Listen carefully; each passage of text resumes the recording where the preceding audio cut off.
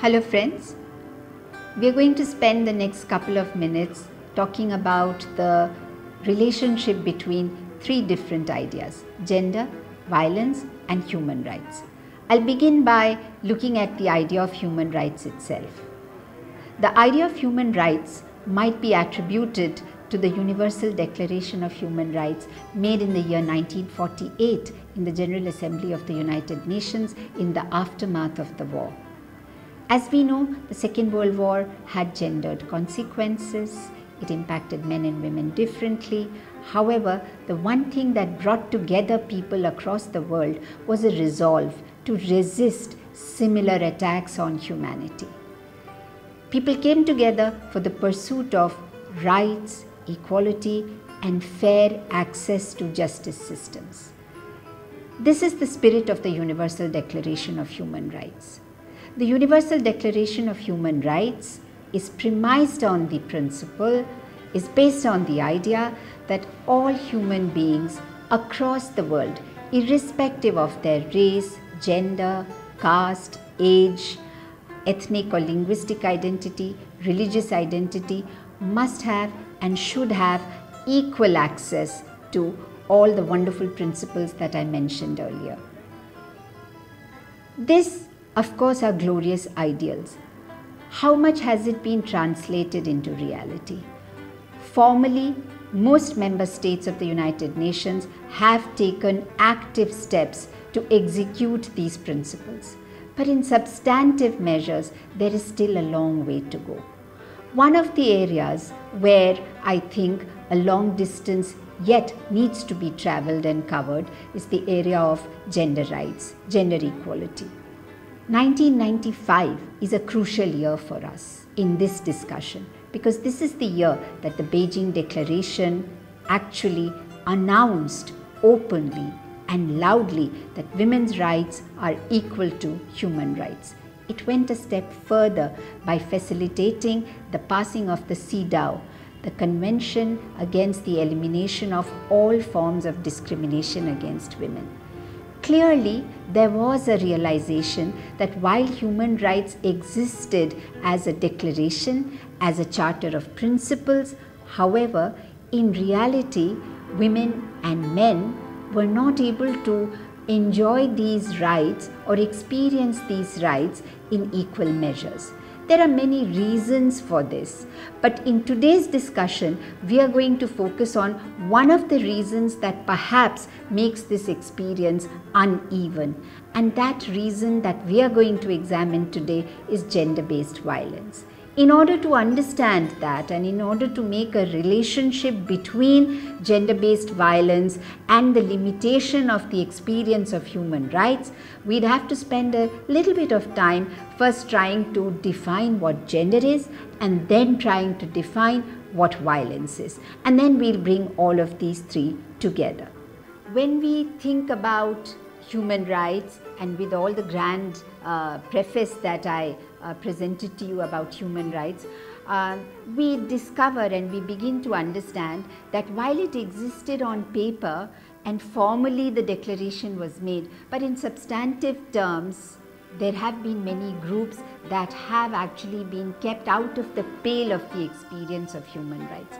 So it took a long while. It has taken persistent struggles, women's groups, for instance, human rights activists, tribal activists, many other scholars, academics, journalists, lawyers have been in the forefront of the fight to make human rights a universal experience, a truly universal experience. This is not to suggest that we have won the battle. It still remains to be won. There is a long way before we can actually sit back and say that human rights have truly become universal. As I mentioned earlier, one of the dimensions of today's discussion is gender. So when we speak about gender, what we discover is that human rights too has been unequally available to different genders in our world. What does gender mean? We will of course talk about this later. But one of the most crucial declarations in this context or proclamations in this context was made at the Beijing conference The Beijing conference happened in 1995, and it was here that the Declaration of Human Rights for Women. So the slogan now became, "Women's rights are human rights." As you can see on that picture on your slide, women's rights are human rights. This meant that there was an acceptance of the fact that for women, a special effort would have to be made in order to acknowledge that they too have human rights. Does this mean that the term human being did not include women? No, that is not what it means. What it means is that in substantive terms, women were not able to enjoy the kind of human rights that the General Assembly way back in 1945 had guaranteed to all human beings. However, an extra push, an extra thrust has been necessitated, and we see this in the form of the Millennium Development Goals and in the form of the SDGs, which I'll talk about in a little while. The 1995 Beijing Platform for Action, as you can see on your screens, gave this phenomenal and really inspiring slogan which said, "Women's rights equals human rights." But more importantly, the Beijing Platform for Action actually talked about the CEDAW. The CEDAW means the Convention for the Elimination of All Forms of Discrimination Against Women. Signatories to this, that means the members of the United Nations, were obliged to make human rights, the experience of human rights, more substantive for women. So as you can see, at the formal level, there is equality, there is freedom, there is non-discrimination as far as laws are concerned. But substantively, this experience leaves much to be desired. And in a process of review of this declaration, the Millennium Development Goal number 3 talks about promoting gender equality to empower women, and the Sustainable Development Goal, you would see on your screen soon, number 5 actually. If you can go back, you would see this slide. Number 5 talks about gender equality. And that's a very, very important guideline for the community of nations. Now both these, both the MDG, the SDG, the Beijing Platform for Action and the Universal Declaration of Human Rights, all of this basically are telling us that the ideals of human rights exist, but the reality is somewhat different. Now, what is it that prevents women in this case, because I am going to focus on women, what is it that prevents women from experiencing these universal human rights? One of the reasons for that is gender-based violence. Move to the next concept within today's interaction, that's the concept of gender. We'll spend very few minutes trying to understand.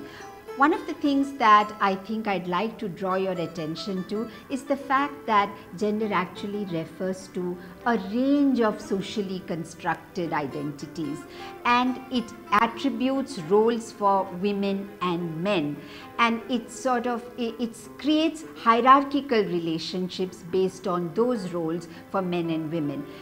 These hierarchies, more often than not across the world, seem to advantage men and disadvantage women. What do we mean by that? If you take a look at this picture, you can, this is of course a cartoon, but I'm sure you can understand what this is suggesting. Supposing men and women both have to climb up stairs, and men have a lovely shiny escalator to go up, and women have steep stairs, and they have to carry their shopping, and they have to carry their baby on their hips.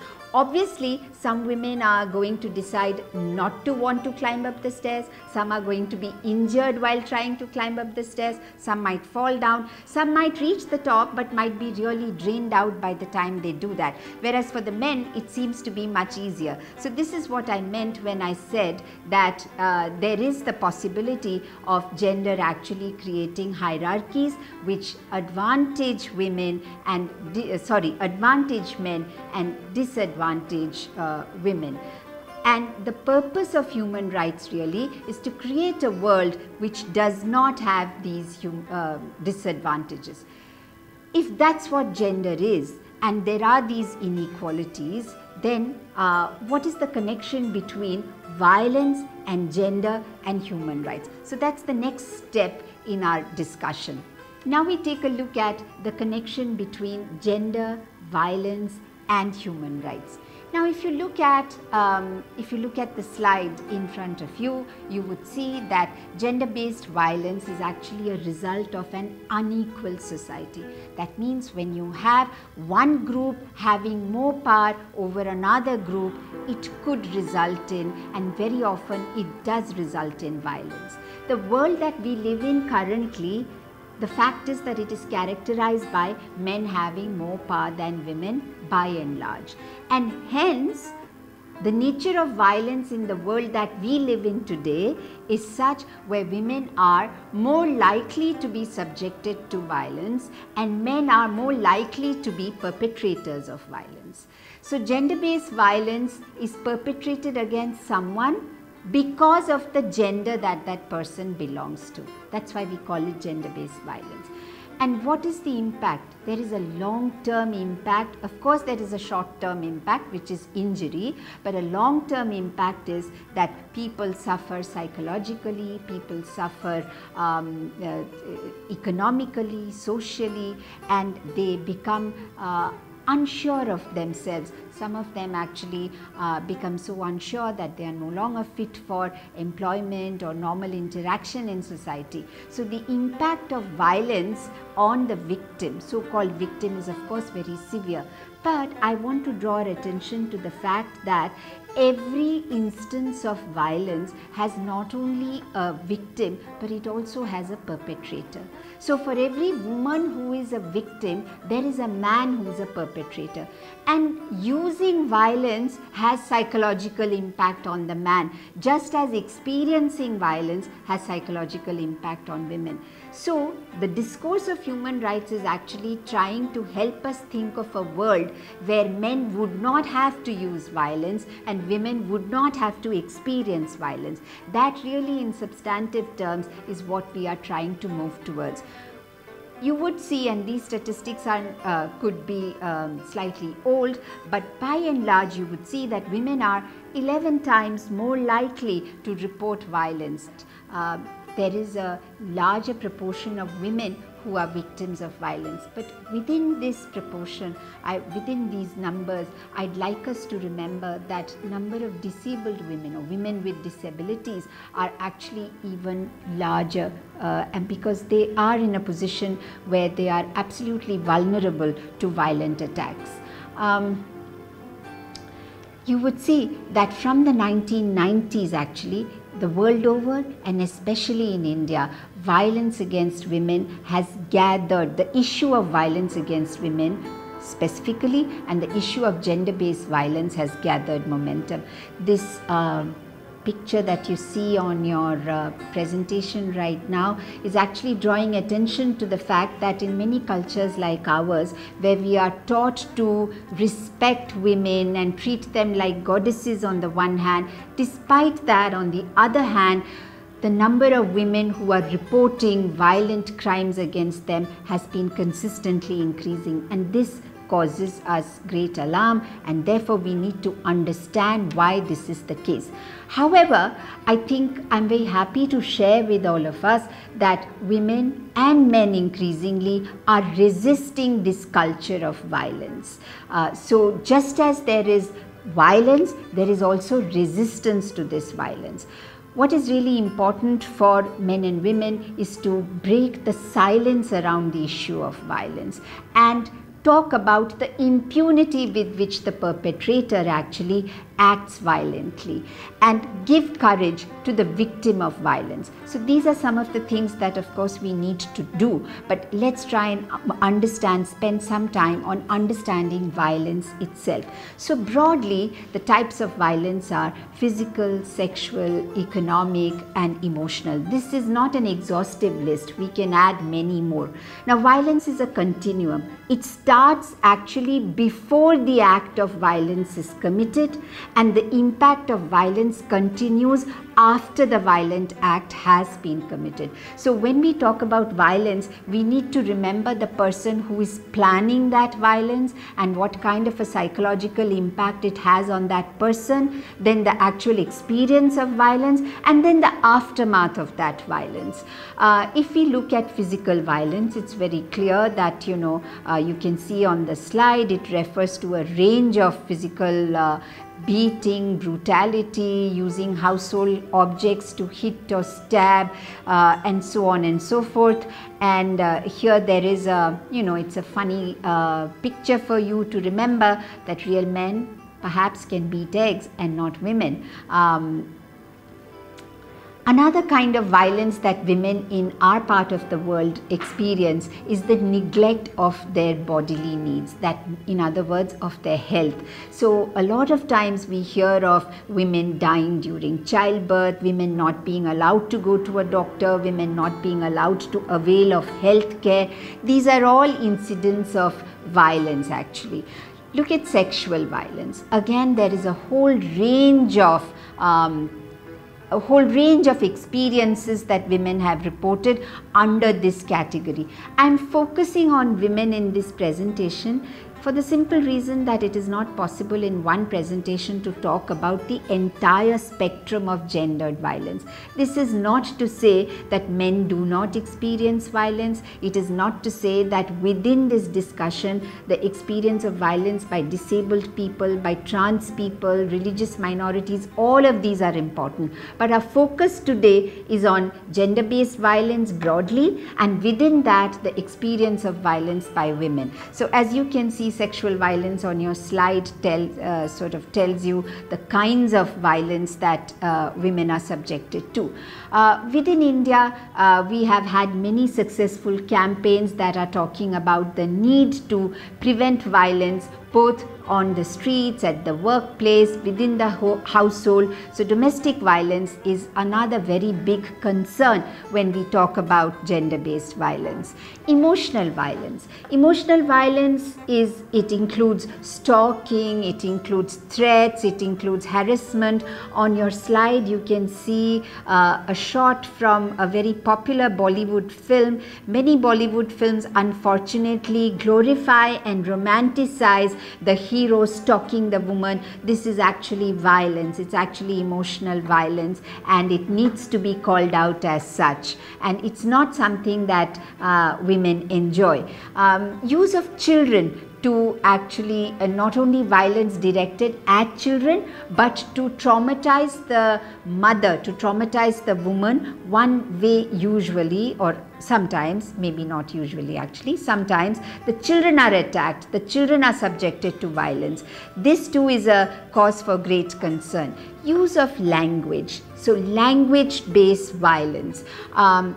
Language which is insulting, which is aggressive, which is intimidatory, which is uses foul words, and usually refers to either women's body parts or women's relatives. This is fairly common in South Asia. A woman is not allowed to speak sometimes. She's shut down as being too loud and shrill, as you can see in that cartoon strip on your screen. If you pay attention, you would see that when a woman speaks, she is shrill, but when a man speaks, it's insightful. This is a kind of violence using language and communication that women are often subjected to. And then of course a very important dimension of violence is economic violence. This actually includes various dimensions, but I'll just talk about some, and it is listed on your screen. Prohibiting women from working. If they work, not allowing them to have control over their financial resources, not allowing them to do certain kinds of jobs and professions, withholding important financial information from women, refusing to pay bills required for their maintenance or for the maintenance of their children, destroying jointly owned property. These are some common ways in which women are subjected to economic violence. If you look at this cartoon, it's really talking about the way the world of employment is actually stacked against women, and that is a form of violence. Please look at the crack in the wall. The the crack in the wall fits a man, it doesn't fit a woman who has a child. This is a kind of, this is an example of what you might want to call structural violence. So violence always need not mean somebody beating somebody else. Here we have a woman who was a victim of acid attacks. In our part of the world, this is a cause for great concern. One of the biggest concerns for us, or one of the insights of our investigation of the idea of gender-based violence has been to explore where exactly does this violence occur, what are the sites of this violence. And we would see that violence occurs in diverse kinds of places. Violence occurs in the family, which is supposed to be the site of love, affection, nurturance, cooperation, unfortunately can also become the site of great oppression and a great deal of violence. It's not uncommon for cases of domestic abuse, for dowry deaths, for marital rape. We know all of these instances happen in our society as well, but for the sake of the family, women are expected to keep quiet about it. This culture of silence is what I was alluding to earlier. Another common site of violence is, of course, the community and the society. The community, by not taking cognizance of the violence that women experience, the community, by not recognizing that violence is harmful for women and it denies them their human rights, becomes a partner in the perpetration of violence. Workplace is another context where violence occurs routinely.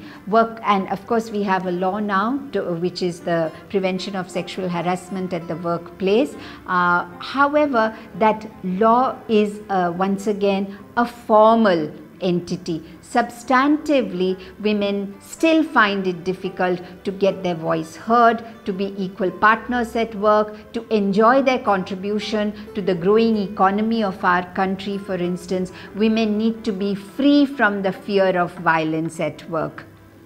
The street. In some parts of the world, this is called eve teasing, but if you look at it very carefully, it's actually street harassment and not just eve teasing, because women experience fear of this violence. Stepping out on the streets in some parts of the world is an extremely violent experience for women. So to go back to the sites of violence, family, the community, the workplace, the street, and finally the state itself.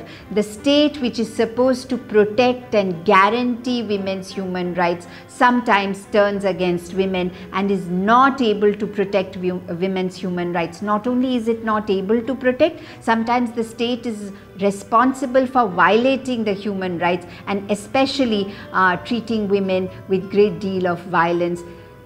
In very specific instances, I would mention conflict areas, not only within India but in all parts of the world.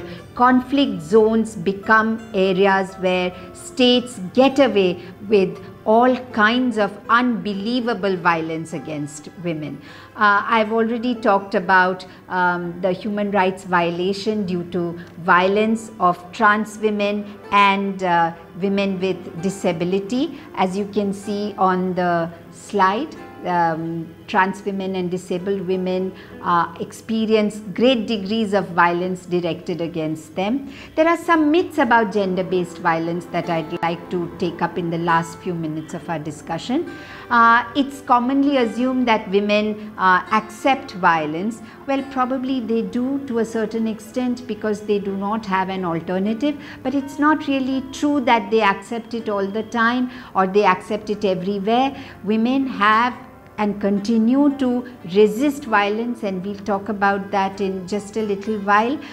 You can see that there are other ways in which violence is justified. It is seen as a personality aberration. It is seen as a consequence of substance abuse. At a later date, perhaps we can discuss all of these myths individually and separately, and this might be an interesting point for us to discuss further.